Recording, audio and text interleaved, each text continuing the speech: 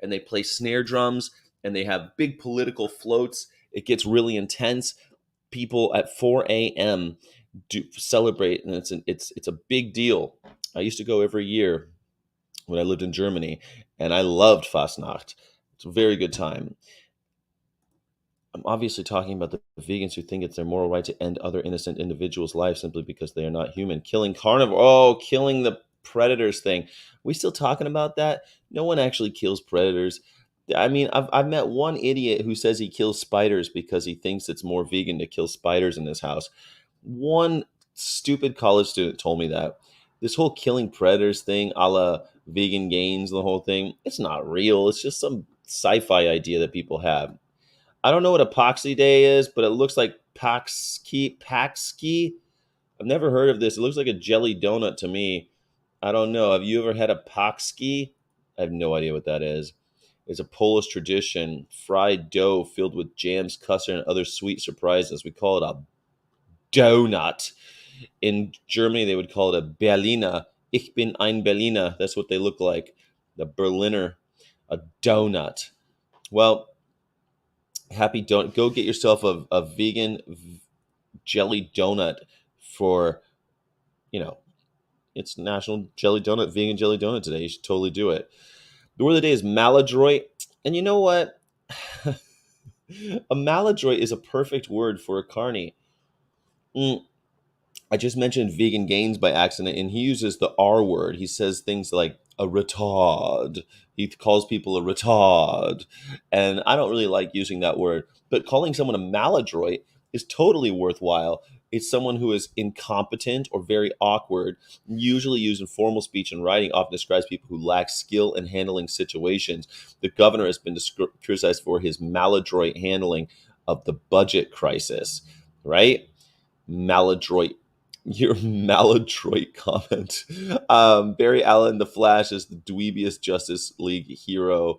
Barry's got a bit of Peter Parker's boyishness. He's maladroit in a way that's equally maddening and winning. There you go.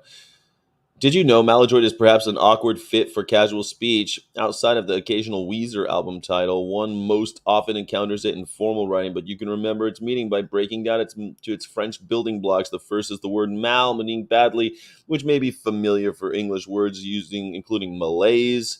Remember Carter's malaise speech? We talked about that. A vague sense of mental or moral ill-being, a malodorous, having a bad odor.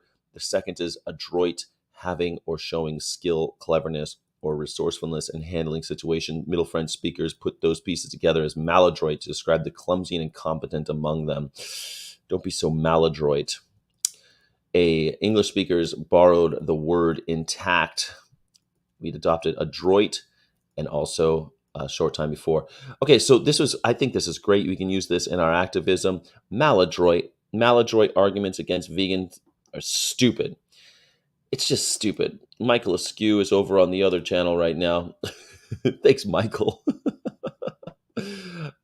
So we're going to have Dan come on in just a second. Before we do, I did want to share that my friend Joseph is out there doing abduction again. I was on the abduction tour with PETA. I went to 21 different campuses. Right now, he is in Greensboro, North Carolina, University of North Carolina. It's a unique virtual reality experience landing on college campuses across the country. Eerie experiences. Visitors will enter a mysterious truck containing a mobile virtual reality studio. It was so great.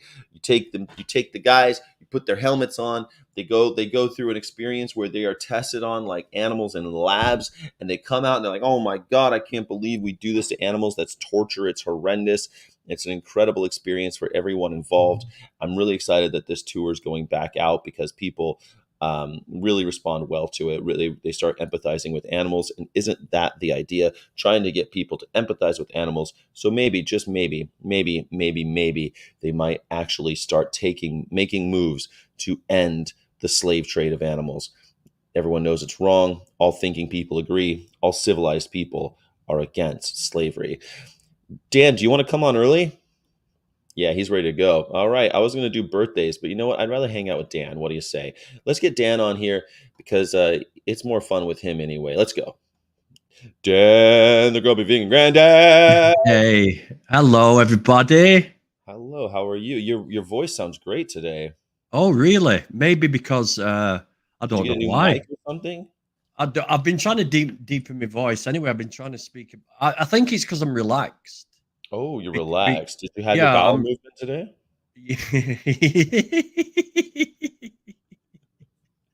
It's like you've been spying on me, Sky.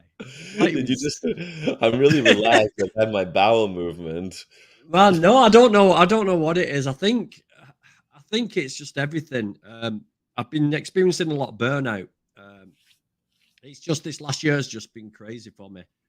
Mm, And I mean, obviously, people who follow me on my YouTube and stuff and TikToks and the socials know that I've sort of pulled away from it, and I have pulled myself away from animal rights at the moment, trying to concentrate more on my acting career, and it's just a combination of everything. I think I've been experiencing burnout these last couple of weeks. mm. Um, I haven't had a vacation. Listen to me with the Americanization A words. vacation, I a haven't had a holiday. vacation this year. I've not had no time off in 12 months off work.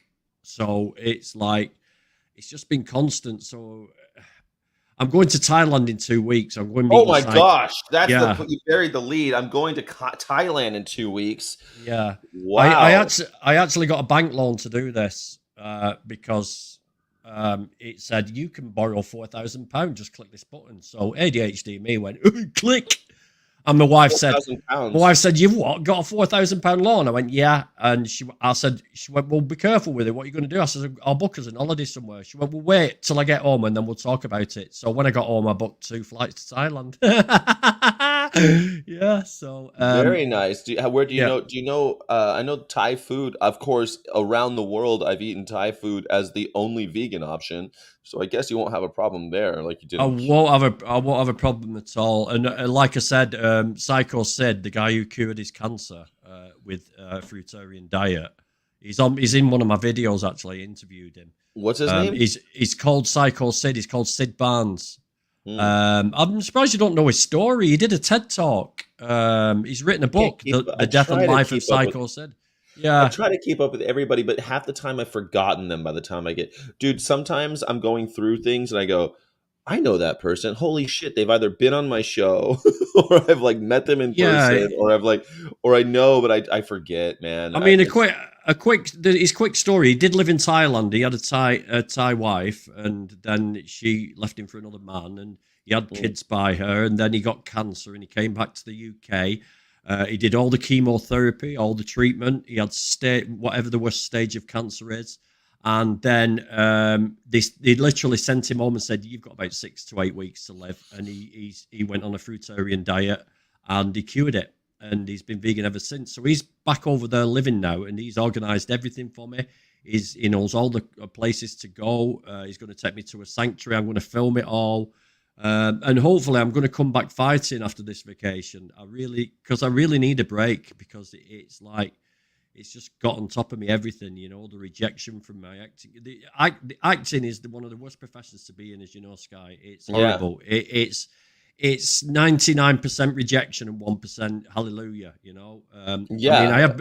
I have been successful in a recent audition where they said they were fucking amazed with my audition, and maybe I've got a call back for that. So that's filming in June, July, and August. So I've got a call back for that. I've got a That's feeling I'm going wonderful. to get that role. Yeah, I'm playing a government funded secret organization boss, like M out of James Bond. So I like it. Like an that guy. ex soldier, Who's that bald Scottish guy that's in the Kingsman movies? He's always you kind of you get kind of a likeness to him, so it makes sense that they would try to. He played like an M character Well, in the King. I had my mustache when I did the audition, so Mm. that helped. Yeah, I'm Um, trying to get my mustache over. I want to get that kind of like the kind that curls up, not like the bottle, like just like well, what you've got to do is you've got to comb it that way. Keep combing it and get something to hold it. I mean, it's you can't tell, but And then you've got to sort of cut it, but not cut the long bits. And then you've got to keep going like this all the time. no, I'm not gonna do it all the time because people would think I'm even more villainous than I already do. than they already do. Of course, I wanted to ask you more about this new thing, because we've been talking about this, and you've been asking me not to talk about it for quite a long time, which is this new video that's come out. Yeah, Um, Pignorant. Yeah, Pignorant. Pignorant. Yeah. So tell us what Pignorant's about. So Pignorant is basically an expose on. It started off when me and Joey were on Veganville together, Yeah. and we obviously we got to know each other really well, and I had an idea to use my HGV license to basically drive on them cattle trucks, and there was all sorts of mad ideas thrown out there. I was going to kidnap the animals and drive through into a town centre and have me break in the town centre and let everyone see the animals on the truck and all this stuff. But when we looked at it a little bit more closely, there was potential for me to get in a lot of trouble and lose my license, which is my livelihood. So we went against that one. And then, of course, we looked at Pilgrim's Pride, where I did vigils and Joey had been previously.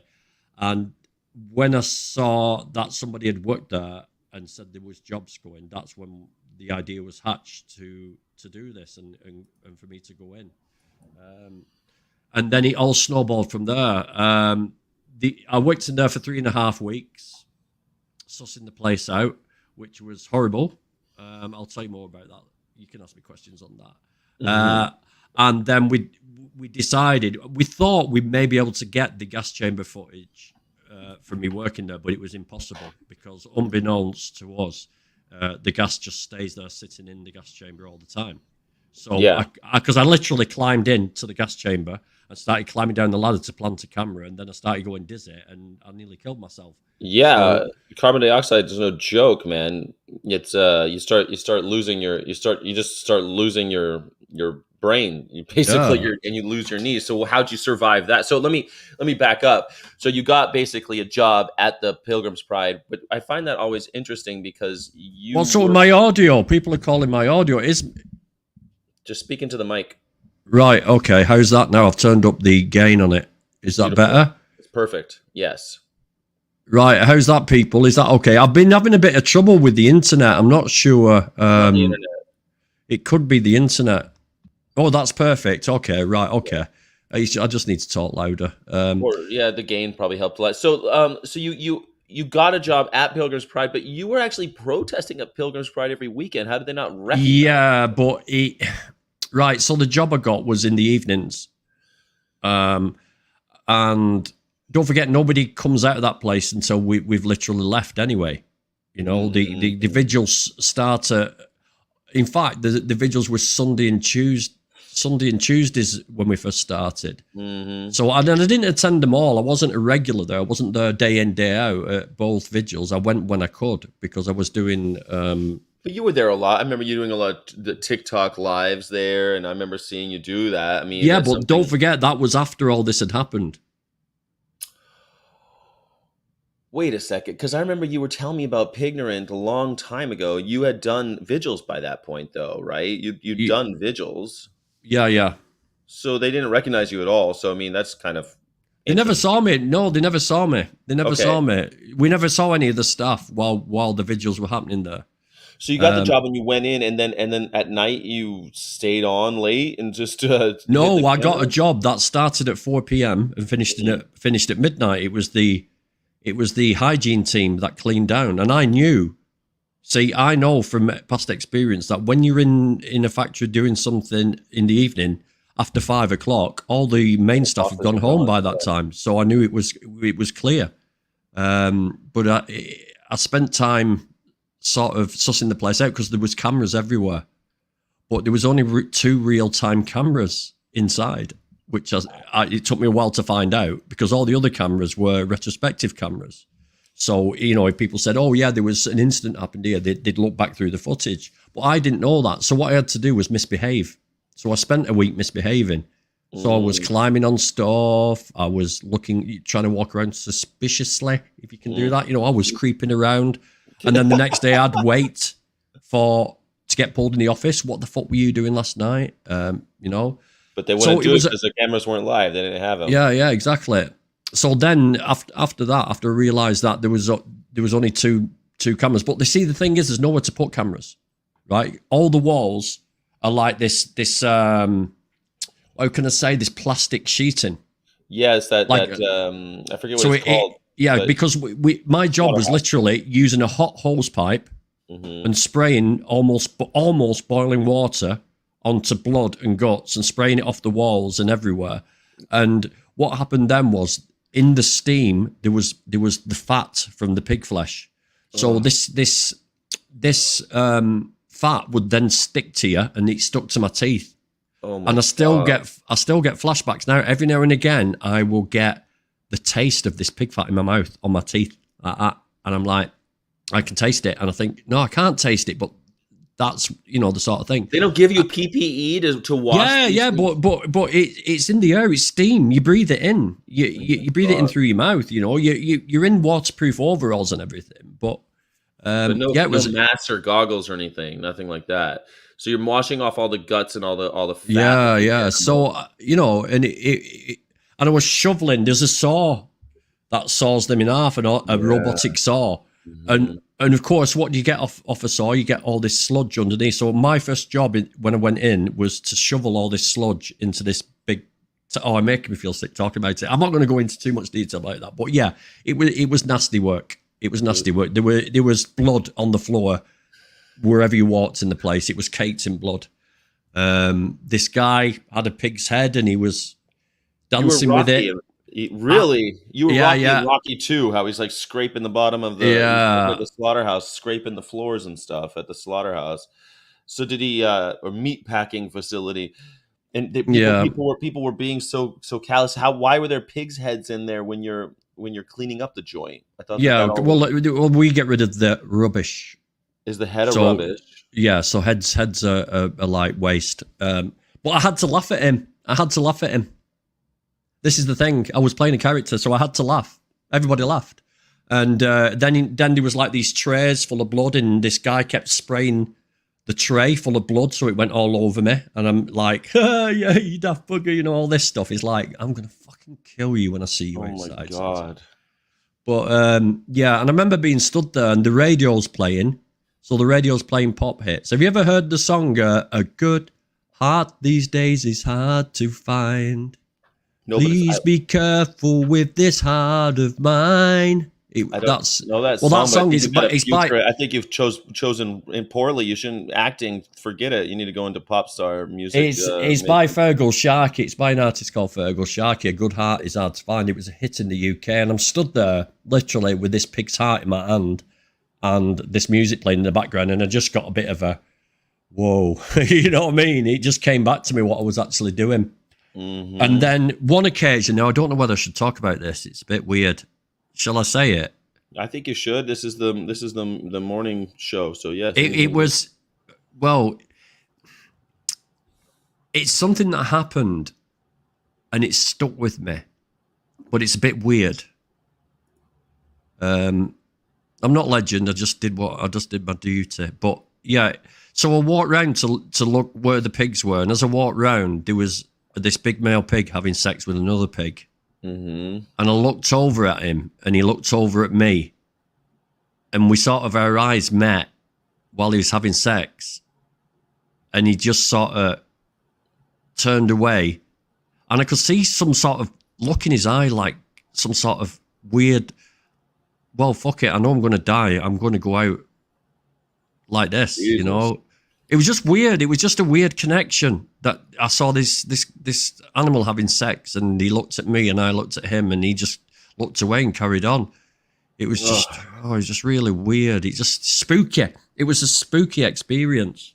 Yeah, sounds like it. How all told, how long were you in this hellhole? 3.5 weeks. 3.5 weeks. And at what point did you get the camera and just quit? You're like, oh, the camera's in, laters. Oh, that was no. That is far from it. That is only half the story. So I'll go back. So after I'd tested the cameras, then I had to find somewhere to put the cameras. Like I said, the walls were really sort of not built for putting cameras anywhere. So First of all, I went round to where the pigs are loaded in to the gas chamber, and I looked up, and there was this like the electrical sort of trays that all the cables go along. Sure, yeah. They cut like a ducting. It was a flat piece of ducting that was above my head, and I thought, how the frig am I going to get up there? Because if I get a camera on there, it's perfect. Yeah. So I looked up and looked, and there was a bin. So if I upturned the bin, there was a box on the wall. Now, if that held my weight, I could climb onto the box and then climb on top of this wall, and on the other side are all the pigs. So I tried it. I turned the bin over, climbed up, and then just as I'm getting on top of this box, my gaffer come round the corner, my boss. He said, Danny, what are you doing? I said, I've just seen a fucking rat. You've got to think quick. Thank God I've got ADHD, because you've got to think quick. I said, I've just seen a rat or a bird or something up there. I was just seeing if I could get it, Conduits, that's it, DJ Cat. So all the way through. So yeah. So I found it. Right. So that's stage one. I know where I'm going to plant the camera. Okay. I didn't have a locker. So I had nowhere to store anything. So I couldn't bring the cameras in. So I asked for a locker, and they said, oh, no one gets a locker until, about 4 or 5 weeks down the line, just have to bring your bag in. But I was so good at my job. I made sure I was good at my job, because you're under a lot of you're under a lot of, what's it called? Supervision, a lot of supervision, yeah, because it's food. It's food related, so they're under a lot of scrutiny. Oh, shut up, Tyler. Sorry about that, Miss Son ringing me. So yeah, we're under a lot of scrutiny, so everything's got to be absolutely spot on, because it's people's health. So so I made sure I was really, really good at that, because then I know they'll leave me alone. So because I was so good at my job, they gave me a locker, thank heavens. So I got the cameras. For good behavior, you got a locker. Yeah, I got a locker for good behavior. Creepiness, creeping around and trying to trick the cameras. They're like, yeah, give this one a locker. Someone just said, I don't want to even know where Dan hid the camera until he had to pull it out. Well, I had it on a smuggled it in the bum. I had it on a fanny pack. I had it in a fanny pack underneath my overalls. So I shoved the camera in. I came in early, shoved the camera in before we started work, legged it to this place where I was going to get it, put it onto where I was going to put it, and then went back. So then this camera would run for 24 hours, right?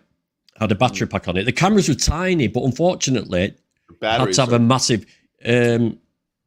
That is the actual one of the actual ones from. Got it. From the place. Yeah. So then I had to go and retrieve them before we started work again the next day. So then I had to come in early again, leg it over, get the camera, put it in my bum bag, go back to my locker, put it in the locker. Then I had to take it home, view the footage. Have I got it? Did it record anything? So it was like 2 days just to do one camera shot. And then I got the kill floor, and then I tried putting one in the gas chamber, and of course the gas overcame me, so I forgot that one. So we finally got the final shots of looking down inside the gas chamber, and I thought, yeah, we've got it. But it wasn't enough, because it obscures what happens underneath, and that's what we weren't looking for. So I came out of there, and we needed more. Yeah. But what I did realise was the uniforms that they wore. So in the footage, we can see the maintenance men's uniforms. The foremen wear red hats. The normal serfs like us wore white hard hats. The charge hands wore blue helmets, and the maintenance men wore black helmets. This is so weird. What strange things we humans have done. Like, oh, you've got a red hat, so we know who you are. The blue hats go. That's friggin' weird, man. But I looked, and it was like, yeah, and there were different maintenance men all the time. So we thought we'd get away with being maintenance men. So then we had to sort of go in to plant the cameras when nobody else was in. So that was why we got dressed up as maintenance men. So you got dressed up as maintenance men, went in and put the camera in the gas chamber itself. Yes. And that's how we got that deep gas footage that we see. Yes. How'd you get it back out? The same way we went in. It involved a lot of climbing, let's put it that way. right? I won't say any more than that, but it involved a lot of climbing and a lot of dangerous. Let's just say, if things caved anywhere where we were, we would have just fallen quite a long distance. So It seems surprising. I know you were surprised to find out that the gas is just left there overnight to sit. And we all know that carbon dioxide is heavier than oxygen, so it sits below the air, and so it sits in the bottom of this carousel, right? But how do they maintain the same level of carbon dioxide down there if they're just constantly throwing pigs?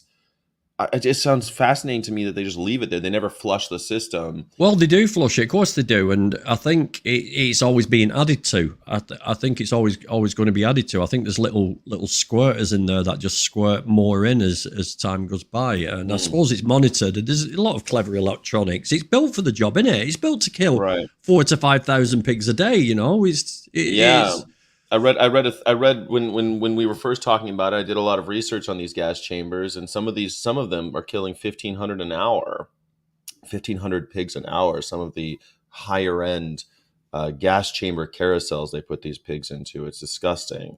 But I guess it is the fastest. People will argue that it's the most humane. I know that's something that's in the trailer for Pignorant, that people say this is the most humane, but it seems to me that it's just the fastest and most efficient. I don't think they care about the most humane. The value of an animal is the animal's death, and why would you care about treating the animal humanely? You don't think it's humane, do you? It's all very roboticized. It reminds me of the American penal system, where three people flick the switch and nobody knows who's actually flicked the switch, because once they've forced them into this area of the gas chamber, then it's all done robotically by hydraulic walls pushing them. So nobody's actually responsible for pushing them to the deaths. You know what I mean? It's all very, very sick. That's really interesting. So you separate the executioner. What Dan's referring to is our lethal injection that we used to have in California. Or the electric chair. Yeah, the electric chair. There was a dude they would do. Two people would do it, and you wouldn't know whose was electrified. I guess that's the lethal injection was a similar thing, where three people would, you'd hit these buttons and you wouldn't know which one put the poison in the person. Yeah. Or even firing squads, they would have one person would have just blanks in his gun, so everyone would have this plausible deniability that, oh, I wasn't the one who shot him.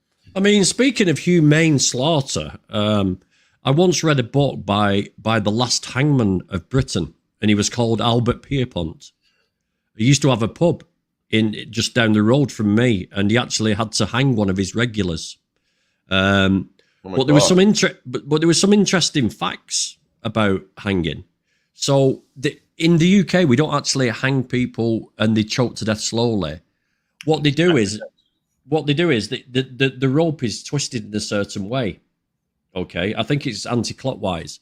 And what he'd do is you put the knot to one side, and when they drop, the knot swings underneath and snaps the neck back like that.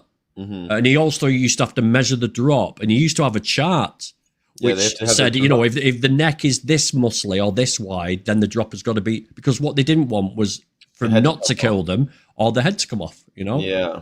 So yeah, they wanted to snap the neck really quickly, separate it from so they're not sitting there screaming. Yeah, it's a horrible thing. What I think is interesting, though, is that we've gone to all these measures to keep our executioners of human life to have this separated, like this plausible deniability, right? This separation from the pig murderer, from the murder of the pig, right? They just corral them into the gas chambers. I think it's fascinating that we've done that for animals, and still people think it's not the same. It's clearly the same if we're taking the same measures. I mean, don't forget that the pigs aren't dead when they come out the other side of that gas chamber. It's a stunning method. It's not a killing method. They're still stabbed in the throat, hung upside down by the trotters, and hung upside down. Well, they need to do that, right, in order to get all the blood out of their bodies. Do you want me to tell you about my induction? Yes. Wow. So I walked in on the induction. She said, "Oh yeah, can you come in on this induction?" And I'll tell you in the film about how she says, you know, no activists are going to get into this place. The security's so high, and I'm like, I'm here, bitch. Little do they know. I'm here, and so then they said, right, here's a white coat, here's some wellies. We're going to take you on a tour. This ship's unsinkable. So we walk through, and the first thing we see is flames in this machine. These flames shooting out. So we're like, instantly, you're transported to the gates of hell. Yeah. And what these flames do is burn all the hair off the carcasses, right, off the dead bodies. And then you walk a bit further, and there's these like straps spinning round. And what these straps spinning round do are actually ripping the hairs off the pig's body, because we don't want hairs on our dead animals, do we? No, so we got these, you know. And then when we walked into the room where they actually take the pigs apart, the first stage, they all started playing up, the workers. They're all going, ah, ha, ha, ha, ha, ha, and going like that with the drills. They're all playing up. One guy in front of me got spattered with blood all over his face, you know. And on his first day, on orientation No, day. not even his first day. He's just his induction, just to come and see. They took us all the way around this horrible process. They never showed us the gas chamber, though. They never showed us the kill floor. And they took us all the way around. And when we got finally to the packaging area, she said, we've done that on purpose. If you still want to work here and you can handle that, then, yeah, you're quite welcome for a job. So it was like a little induction test. Like, interesting. You know? So, yeah. And then she sat there. You're psycho enough to go through with it, you know? Yeah. Like, if you could stomach this, then you could stomach that. Yeah, exactly. And then she took us out and she said, right, we've got butchery jobs, we've got these jobs. And she says, we've got a night shift that works on the hygiene team. And I went, oh, a hygiene team? What shift is that? She That's went, right up my alley. 4 midnight, 5 past midnight. I went, oh yeah, I'll do that. And she's like, oh really? Nobody ever wants to do that. I want to do that. So nobody ever searched you or anything. No one did a Google search about Dan Shepherd, huh? I shut all my social medias down. Mm-hmm. I paused them all. I hid my YouTube channel. I hid my Facebook. I hid my Instagram. So I got rid of all those. Now that it's over and they know the jig is up, do they know who you are? Have any of them reached out to you and been like, you bugger? No, I hope not, because you know the old saying, don't shit on your own doorstep, because you might stand in it. Well, I shit on my own doorstep because... But they closed the place. So, I mean... Yeah. But you must have, like, made pseudo-friends, quasi-friends. Do you know, it's funny you should say that, because the guy I used to work in sections, the hygiene team worked in sections, and I was in this particular section. It was the first stage of disemboweling and cutting them all apart. Yeah, so me and this guy worked there, and he was a nice guy, and he was trying to get to know me, and he was telling me how he was like, you know, he was suffering depression and really suffering mentally, and I really tried keeping away from him. You know, I tried I didn't want to get friends with him because I was basically trying to get him out of a job, and I didn't want to be your friend. You know, I really didn't want to be your friend, but it was him. He said, let me show you where I go to get a bit of peace and quiet. And he took me outside, and he took me up this fire escape, and he took me to the top of this fire escape, and we sat on the top of this fire escape, and I looked and I thought, oh, there's my way in. Oh my gosh. So he found my way in, you know? Wow. So I also want to ask you, I know you said that there was some of this tomfoolery with, you know, with heads of pigs dancing and things like that, but what was your take on people there? Were they all... I think we tend to, in our movement, villainize everyone working at these places. No, so the majority of them were, I wouldn't say majority of them. I'd say about half of the induction were out of work chefs. Out of work chefs. Does that make sense? Yeah, makes perfect sense. They know how to process animals. They know they're desensitized to that. Yeah. One lad was a joiner, but he'd lost his license through drink driving. So of course he can't get a job anywhere because he hasn't got his license. Racially, are we talking white Englishmen doing this, or is this like in the States? It's quite common for people who are... Well, there was one guy there who we did a test, and he had 4 buttons, and you had to watch the screen. You had to pick the right one. So there was some signs there. There was questions like, there's 4 buzzes, which is the number 49 buzz, and there was one with 57, one with 56, one with 3 on, one with 47, and you just had to press whichever one was the 47 buzz. You know, what does this sign mean? You know, a person slipping, and this guy failed because he didn't have a grasp of English, and the only reason he failed is it means he can't read the signs inside telling him what to do. So, yeah. It was a mixture of it was the usual mixture of the demographic in that area, which is majority white, some Asian, some black. There was nothing kind of from unusual. all walks, but a lot of out of work chefs makes so much sense to me because the timing. Because what year this was now? A couple of years ago, this was happening, right? This has been it was nigh on 5 years ago when I was actually in there. Yeah. So it's a fair old time away. Yeah, I'd say 4.5 years ago. So you're in the Christmas. This is at the tail end of 2020. Which was good because we had a reason to wear the masks as we went in because we did have a reason for being in there, right? So if we were going to get pulled by anyone, our reason to be there was to do a structural survey. We had the name of one of the major guys at Pilgrims, and we said, "Oh yeah, we've got this letter." And all this stuff. We had it all set down because, like I said in the movie, I didn't look back when I walked past my boss because why would I look back? I'm supposed to be there. This is what I mean. This is why it's so hard because you've got to behave as though you belong there. Yeah. Now, if you belong there and you walk past somebody, you wouldn't be looking behind to see if they were following you because you're supposed to be there. Right. And it's the same with. I had it all in my head what I was going to do if they pulled me. Oi, what are you doing here? Why? Who's asking? Who are you?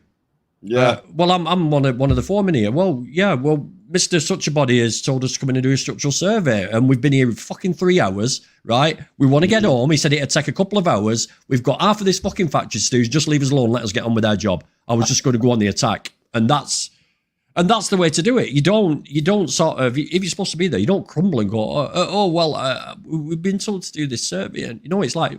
Stop fucking disturbing while I'm trying to do my job. You do your job, I'll do my job, all right? But luckily it didn't come to that. And I think it didn't. Because people don't assume that you're even there. Why would an activist want to take video of this? And what do they have to hide? Exactly. Like, this is standard practice. This is lawful activity, what they're doing.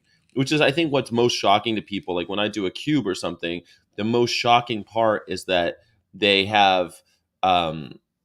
That this is all standard practice. This is standard operating procedure. This is thank you, Paul Campbell. Appreciated.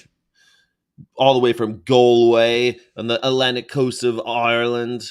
I'll have a drink on you in Thailand, mate. I'm going to do a video on Thailand as well. I'm going to show people, what it's like and how they can enjoy the delights of Thailand in my hotel. So I'll do all that. That guy who does I forget his name. Everyone knows who this guy is. I always forget his name. He's like, I think he's Arab or he's Israeli, somewhere from the Middle East. But he does those 1-minute videos about his travel. Like I'm going around the world, and he does the. Is he a Jewish guy? Yeah, I think he's Jewish. Yeah, and he goes to like Arab countries and stuff like that. And he goes all over. Yeah. He has that. I've seen him. That shirt with like the it's got his. I've only got this amount of life to live, and he's got the shirt with the green battery on it, and he's like wants to. So anyway, the way he took off was a video from Thailand. He wasn't making any money. Nobody cared about what he did. He made a video about Thailand being. I love Thailand because Thailand is cheap. Is how it started. 2 weeks, 40-year-old. 2 weeks. I'm going. Thailand. 2 weeks. You're going, and you're going to stay for how long? I can't wait to hear what you have to say. Hopefully you don't run into any carnies along the way. I will. Who you befriend. And, I've got my vegan meal sorted for the plane over there, so it's all good. Yeah. It's a long flight for you, isn't it? My mum's trying to ring me. Everybody. Why is everybody trying to ring me now? I've had all morning, and now they try and ring me. Middle of the day. So wait. So yeah, I mean, it was a shock last night that the film came out because. Nobody was expecting it to go on straight away. I even contacted Joey and said, Joey, what the fuck? Why didn't you warn me? He said, we didn't know. We knew it was going on, but they just put it up there.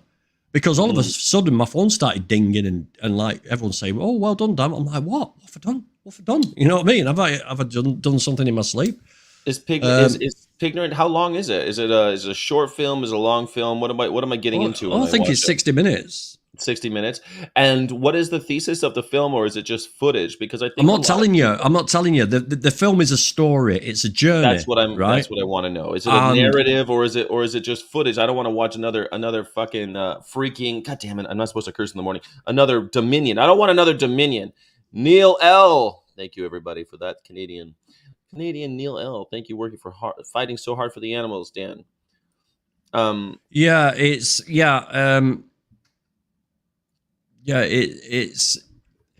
it's got a few things that I think when everybody watches this, they're going to go RSPCA.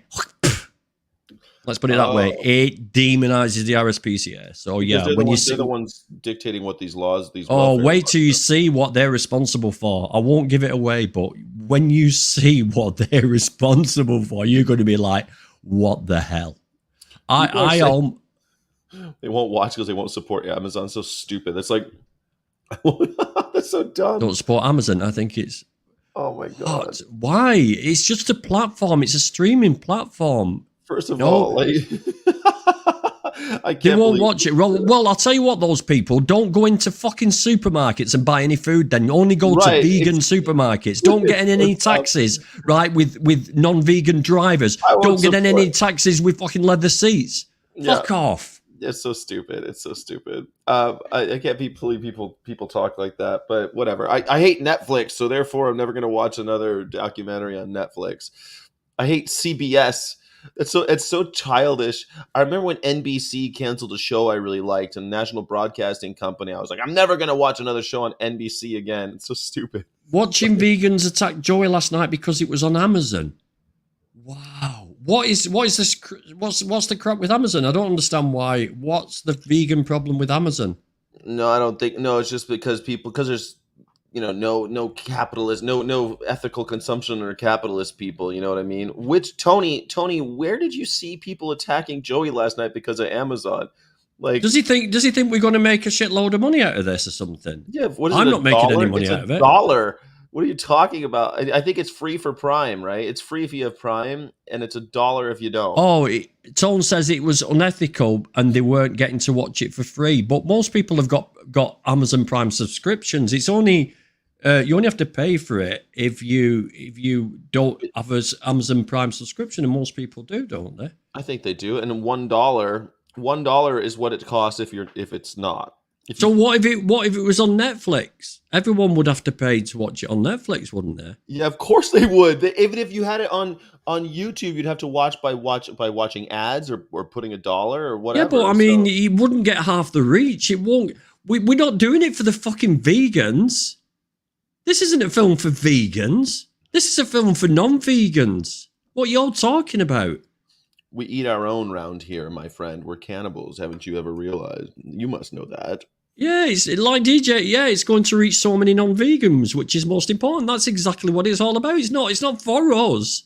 Apparently, Amazon have bad human rights, environmental, and even animal rights record, but I don't think it really supports all of that. You can't avoid it anyway. You know what I love about that? People say that, and then all these vegans will go to Disneyland or one of these amusement parks. Like, I know so many vegans are like, I love Disney, and it's like Disney has theme parks, every single one where a horse has to run around in circles all day long, hauling fat bastards to go who are waddling through their park. So I don't know where this righteousness comes from, but whatever. This is I'll keep going. It's a veganism is the most important thing you can do, but it's the dumbest movement I've ever seen. Mm. We're so foolish. Mm. Well, to a point it is, isn't there? We know who's who, and yeah, there's always going to be people who want to bitch. It doesn't matter what. It could be anything. It could be the These are gay the rights movement. It could be the Yeah, the but black Dan, these rights are the movement. same. There's assholes You've in got there. vegans going to like Burger King to get the Impossible Burger, which Impossible, of course, tested on animals, being sold by a company with horrible animal rights violations. And they'll be like, Amazon, though, I draw the line at watching something on Amazon. Give me a break. That's the line. I'm going to die on that hill. Like, I'm not, just like you said, I'm not going to go to a supermarket anymore because they have a meat section. You know what? It is. It's ridiculous. I mean, tried it to all go to- comes down. We live in a non-vegan world, people. We're going to come across it. We can't avoid it. We do as much as we can in the surroundings your that best. we're in. Yeah. Yeah, try your best. If it were on YouTube, they'd say that, oh, but Google has animal rights and human rights violations. It's a giant corporation. Like, Google has literally stopped Chinese people from practicing any kind of freedom of speech, has succumbed to the pressures of the Chinese government. And yet, put it on YouTube for free. It's such bullshit. These idiots. I mean, if people out there, if you do watch it or you have watched it, please go back on Amazon Prime. If you go on it and search for Pignorant, you can give it a review. Okay, you can click the stars and tell people, do that, because it will get suggested more and more the more people that review it and give it a good rating. If you think it's good, that is, you don't have to give it 5 stars. You can give it 2 stars. But I don't want to push your hand. I don't want to tell you how to vote. But 5 stars, all right, people. If you don't do 5 stars, I'm coming around to your house. I'm going to find you and I will shave your heads. So yes, I'm taking away your Amazon Prime subscriptions. It's $2 to rent in the US. I heard someone did it for $1. All right, now it's $2. Okay, well worth it. It's a brilliant documentary. I bought it. It's the price. It's half the price of a coffee. It's half the price of a coffee, people. The coffee that you bought at a place that sells milk from a cow. I mean, Dave says it'll eventually be copied and posted in torrents online, just a matter of time. Yeah, Dave, we know that, but we're not bothered about that. There's already clips from it all over TikTok and you mean you Instagram. and Joey aren't trying to get rich off of this? I'm not trying to get rich of it. I don't care. I don't want anything. Someone's asked me to go on something in Sweden over the weekend, and they said, "How much do you charge for speaking?" I went, "I don't profit from the abuse of animals." I said, "That's what farmers do, innit? I don't do that. No, So, I don't profit off it." It's funny because no one balks at how the footage was obtained or anything, but yet they'll balk at the fact that they had to pay $1. It's like, obviously you don't care about the movement, you don't care about animals. You're gonna complain about paying $1. If it's not free, I'm not doing it. $1's too much. I mean, has anybody thought? Right, I know, and I'm not going to say anything more. But has anybody thought what the cost of this was? Nobody. I'm telling you now, it's an astronomical amount this has cost. Yeah, cameras themselves and battery. Just that battery pack, I know, costs just people's energy, people's time, people don't do things for free. Not who are at the top of the game, and this had to be at the top of the game. The equipment, everything had to be absolutely spot on. Editors, the whole thing. I mean, it's funny because I am. We're working on a thing called Kindness Town. I think you know about it. It's a puppet short film that just wrapped. So I'm extremely happy about it. We've got some famous puppeteers working on it. Jess McKay, who does Probably Witch, and Randy Feltface, the vegan Australian puppeteer, is working on it. I'm really excited about it. I've been working with Jess for over a year now. And the idea of it, the thesis, the plot is that these puppets have feathers on them, and they get the feathers removed, and they still look great. And it's about trying to get feathers out of the puppetry industry and out of fashion. Now, in order to get feathers, he put out a call to puppeteers who have agreed to no longer use feathers to build their puppets. And they donated their feathers to Jess so that he could have these real feathers, so that he can have the symbolic removing of the feathers and the placing of artificial faux feathers, that you could still have the same wonderful puppetry. And people are like, you they call him out for that. Like, these donated feathers that were there, and it's like, man, he's trying to use these things that were ill-begotten, and then he buried them because he doesn't want them used. And so, I mean, people are going to find something to fault with anything. Of course they are. I mean, it's like when the guys blockaded Pilgrim's Pride and they chained themselves to the gates. They sent a message to Pilgrim's Pride at 3 a.m. saying, "Do not send any trucks here. You will not get in." And they still sent trucks. And then we had some activists coming around the corner from Manchester Pig Savers and berating these people, saying, "What are you doing? These pigs are suffering more now. They're suffering more in the trucks, and they've got to stay in those trucks for hours and hours on end." But it's like, you cannot do something in this movement without somebody or someone getting hurt. It's impossible, you know. I've been in places where I've seen animals suffering, and I cannot rescue them all. I cannot rescue them. I've got to leave them there to die. You know, I've got to leave them there to suffer. I can't get a vet in to help them when I'm creeping around a farmyard in the middle of the night. You can't. Right. Animals will suffer until it's ended. Oskar Schindler couldn't end the Holocaust. He just had to do his little part to try to save as many as he could, you know, and he did the best he could. Exactly, he couldn't save them all.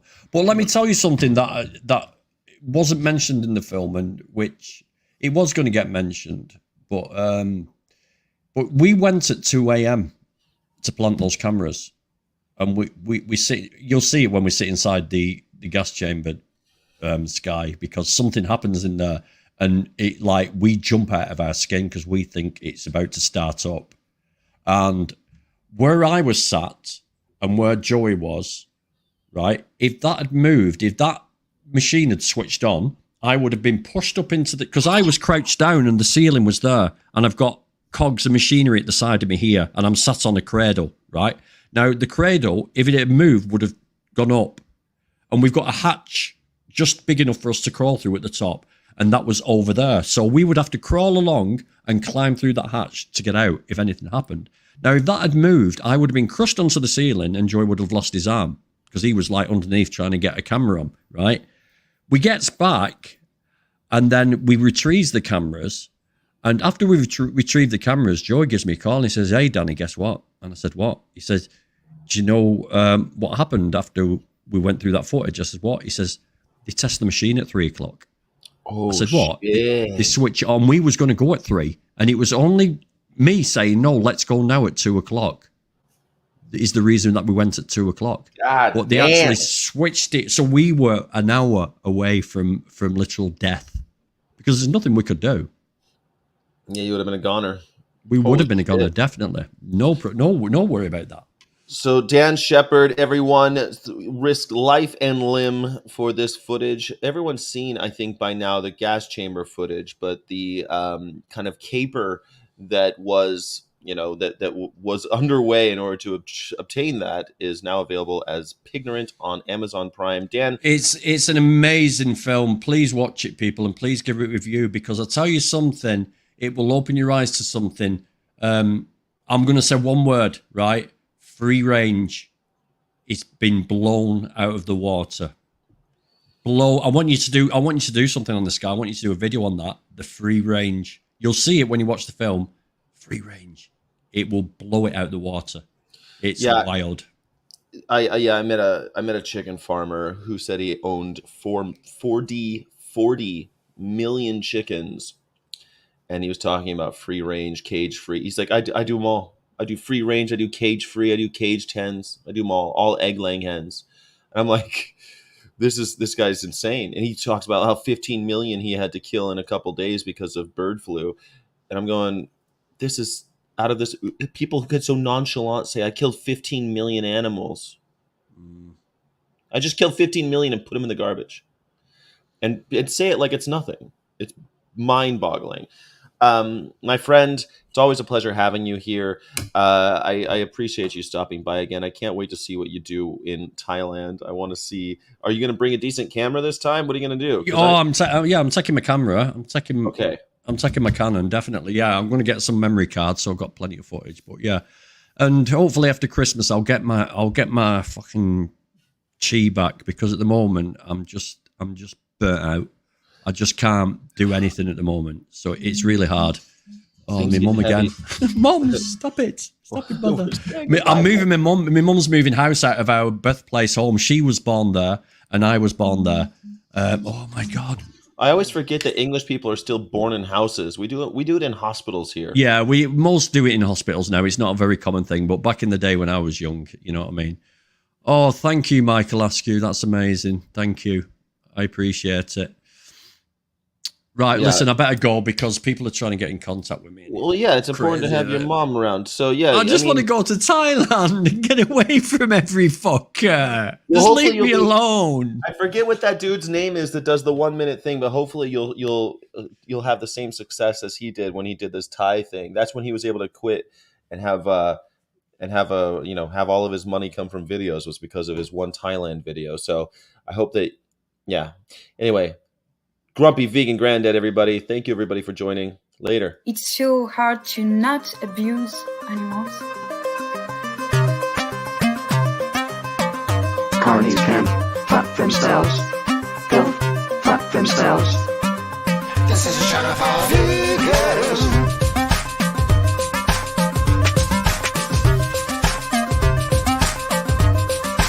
This is a show for vegans. This is a show for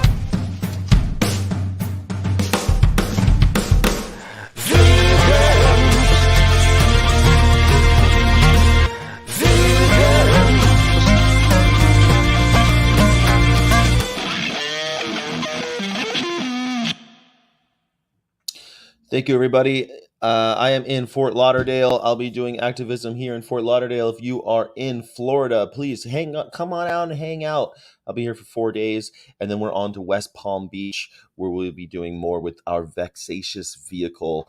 If you haven't already, please check out the videos, the vlogs from all over. The last ones were Key West. I'm hoping to finish the last video from Key West today, hopefully. We'll get it published tonight for all the members, and then it'll be public in a couple days.